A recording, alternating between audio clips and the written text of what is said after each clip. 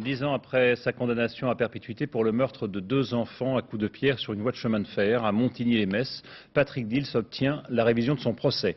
Après avoir reconnu les faits, il s'était rétracté et l'on s'était rendu compte un peu plus tard de la présence sur les lieux du drame du tueur en série Francis Holm. Valérie Hermite, Thierry Curtet et Rémi Poissonnier.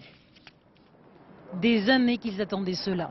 Des années que les parents de Patrick Dils se battent pour tenter de prouver l'innocence de leur fils. En demandant la rouverture du dossier, la commission de révision vient de leur donner un premier espoir. Je suis très ému, mais je pense que c'est bon. C'est un combat de 12 ans, 13 ans, 1 mois et 15 jours. Exactement. 28 septembre 86 à Montigny-lès-Metz. Le long d'une voie ferrée, Alexandre et Cyril, 8 ans, sont retrouvés morts, tués à coups de pierre. 7 mois plus tard, un jeune riverain de 16 ans, Patrick Dils, est réentendu et avoue avec précision les 2 meurtres. Puis il se rétracte, clame son innocence, mais est condamné à la perpétuité en 1989.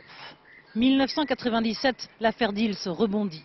Francis Holm, un tristement célèbre tueur en série, reconnaît s'être trouvé sur les lieux du crime et avoir croisé les 2 enfants, même s'il nie les avoir tués. Un élément nouveau qui a motivé cette demande de révision du procès. Mais un élément qui ne change rien pour la grand-mère d'un des 2 enfants assassinés. Pour elle, Patrick Dils est le seul coupable. J'en étais sûre que vous alliez me dire ça. Je suis convaincue à 100% de sa culpabilité. Et tout seul. Et tout seul.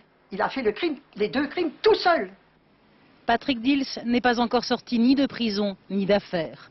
La Cour de révision va désormais instruire et décider si oui ou non, le plus jeune condamné à la perpétuité de France devra être rejugé un jour.